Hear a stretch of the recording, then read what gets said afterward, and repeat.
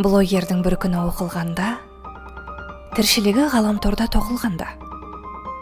Отбасына айтуды ұмытса да, қайырлы таң тілейді оқырманға. Алла беріп атқаннан ұлы таңы, жымиып ап жүректерді жылытады. Көрерменнің көңілін табамын деп, көңілінің қалауын дамытады. Сторисқа өмірін түсіреді, қиындығын көрген жандар түсінеді. Телефонға әдемі боп түсу үшін тамақты да әдемілеп пісіреді.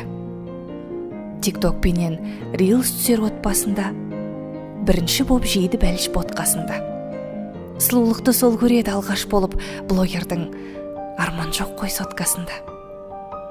Бір күн шапты мініп ап биіктайды, қайырлы түн тілеумен ұйықтайды. От боп тұрған ахватына риза болып, Аллаға шүкір айтып ұйықтайды.